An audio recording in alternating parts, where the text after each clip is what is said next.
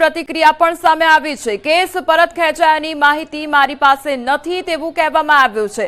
સત્તાવાર જાહેરાત નથી કરવામાં આવી। આ અંગે પણ તેમના દ્વારા વાત કરવામાં આવી છે। સરકાર તરફથી સત્તાવાર જાહેરાતની રાહ જોવામાં આવી રહી છે।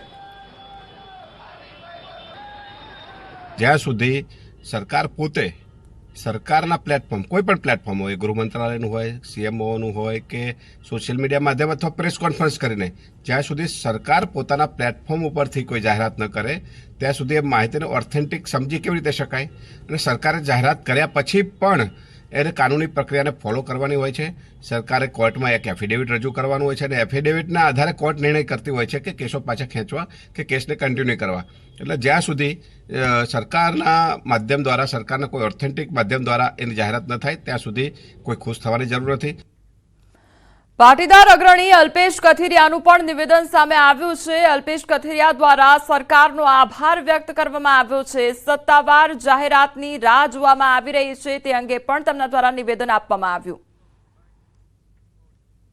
સરકારશ્રી દ્વારા સીએમઓ તરફથી ગઈકાલે આ મુદ્દે નિર્ણય લેવામાં આવ્યો છે કે પાટીદાર સમાજના પરના જે 13 થી 14 કેસો છે, ગાંધીનગરના 8 કેસો, અમદાવાદના 3 કેસ, સુરતના 2 અને એક મહેસાણાનો મળી હવે દરેક કેસોને પરત ખેંચવાનો અમને નિર્ણય લેવામાં આવ્યો છે અને આજે સાંજ સુધીમાં અથવા તો શનિ રવિની રજાઓથી સોમવાર સુધીમાં આનો સત્તાવાર પરિપત્ર જાહેર કરવામાં આવશે એવી પ્રાથમિક માહિતી હાલ મળી રહી છે। આ નિર્ણયને કઈ રીતે જોઈ રહ્યા છો? આ નિર્ણયને હાલ સહર્ષ આવકારીએ છીએ।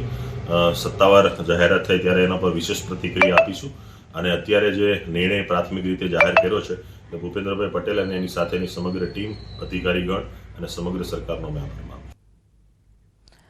પાટીદાર આંદોલનને લઈને સૌથી મોટા સમાચાર આ સામે આવ્યા છે। પાટીદાર આંદોલન સમયના કેસ પરત ખેંચાયાનો દાવો કરવામાં આવી રહ્યો છે। હાર્દિક અને દિનેશ બાંભણિયાનો દાવો કરવામાં આવ્યો છે।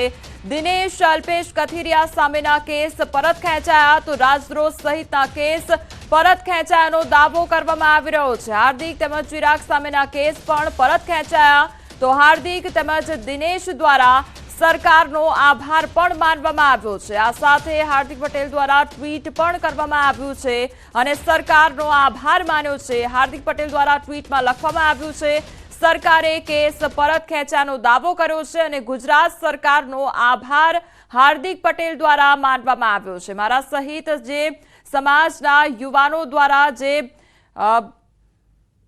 વિરોધ કરવામાં આવ્યો હતો તેને લઈને જે કેસ થયા હતા તે કેસ પરત ખેંચવામાં આવ્યા છે અને તેને લઈને સરકારનો આભાર વ્યક્ત કરવામાં આવ્યો છે। હાર્દિક પટેલ દ્વારા જે કેસ એ વખતે થયા હતા તે કેસ પરત ખેંચાયા છે અને તેને લઈને જ આભાર વ્યક્ત કરતું આ ટ્વીટ પણ કરવામાં આવ્યું છે। હવે અન્ય સમાચાર પર નજર કરીએ તો 4 માસની બાળકીને ડામ આપનાર ભુવા સામે એફઆઈઆર નોંધવામાં આવી છે। પોલીસે ડામ આપનાર ભુવા સામે ફરિયાદ નોંધી છે। દાહોદમાં બાળકીને ગરમ સળિયાથી ડામ આપવામાં આવ્યા હતા તો 4 મહિનાની બાળકીને શ્વાસની તકલીફ થતા ભુવા પાસે લઈ જવામાં આવી હતી। ભુવાએ બાળકીની છાતીના ભાગે ડામ આપ્યા હતા। ગરમ સળિયા વડે માસૂમ બાળકીને 3 જગ્યાએ ડામ દીધા। બાળકી હાલ દાહોદની ખાનગી હોસ્પિટલમાં સારવાર હેઠળ છે। ત્યારે પોલીસે હાલ ભુવા સામે ફરિયાદ નોંધી આગળની કાર્યવાહી હાથ ધરી છે। સંવાદદાતા સૌરભ અમારી સાથે જોડાઈ ગયા છે। સૌરભ, 4 મહિનાની બાળકી, ફૂલ જેવી બાળકી અને તેને ડામ દઈ દીધા એક ભુવાએ, શું અપડેટ તેને લઈને?